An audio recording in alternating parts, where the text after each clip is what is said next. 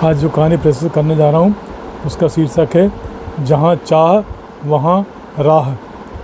Doctor Ramkishan Rastogi दिन भर की व्यस्तता के बाद देर शाम घर आए थे। जब से वे रिटायर हुए थे तब से फुर्सत की बजाय व्यस्तता अधिक बढ़ गई थी, क्योंकि स्कूल के बोर्ड ऑफ डायरेक्टर ने उन्हें जनरल सेक्रेटरी बना दिया था। अभी तक डॉक्टर रस्तोगी स्कूल के प्रिंसिपल थे। वो कार्य क्षेत्र एक स्कूल तक ही सीमित था तो कार्य क्षेत्र एक स्कूल तक ही सीमित था। अब सेक्रेटरी बन जाने पर रीजन के पूरे 24 स्कूलों तक उनके कार्य क्षेत्र का विस्तार हो गया था। बोर्ड ऑफ डायरेक्टर भी उन्हें जिम्मेदारी सौंपकर निश्चिंत हो गया था। डॉक्टर रस्तोगी आज एक कामयाब इंसान थे, शहर के माने हुए शिक्षाविद। जबकि आज से 45 वर्ष पूर्व ऐसा कुछ नहीं था। तब वह एक अदने से इंसान थे। तब उनका स्कूल ग्रुप भी आज जैसे बड़ा नहीं था, सिर्फ 4 स्कूल ही थे। उस समय उसके फाउंडर R.K. अग्रवाल भी जीवित थे। डॉक्टर रस्तोगी उस वक्त ही याद कर रहे थे। पूरी घटनाएं उनके जहन में चलचित्र की तरह चल रही थी। डॉक्टर रस्तोगी जब इस शहर में आए थे तब उनकी उम्र 18 वर्ष थी। वे 10वीं पास थे। उन्हें नौकरी की तलाश थी। तब वह स्कूल में चल रहे कंस्ट्रक्शन वर्क में दिहाड़ी मजदूर की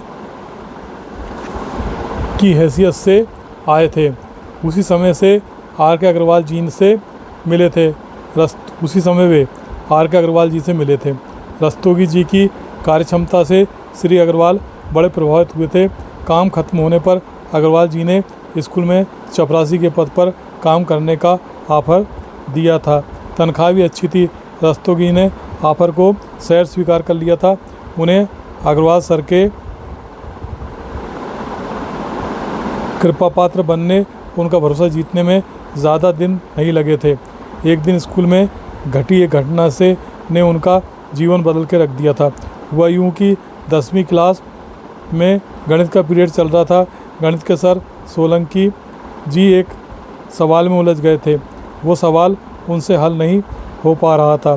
तब रस्तोगी वहाँ आए और उन्होंने सर की इजाज़त लेकर उस सवाल को देखते देखते ही हल कर दिया। इस पर गणित के शिक्षक से रस्तोगी जी की बड़ी बहस भी हुई थी।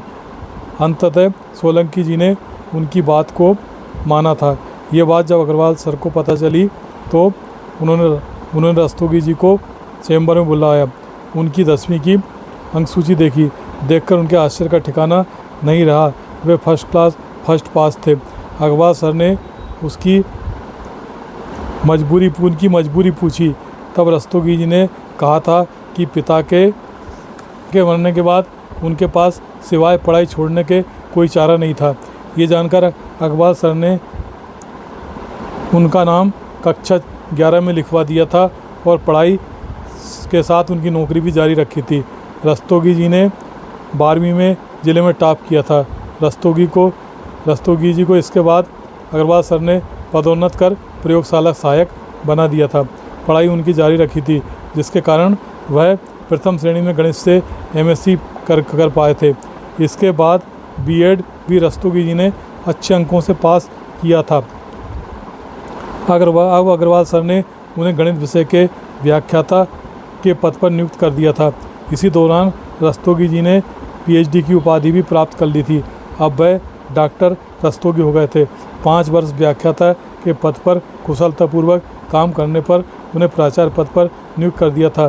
तब से वह रिटायर होने तक इसी पद पर बने रहे।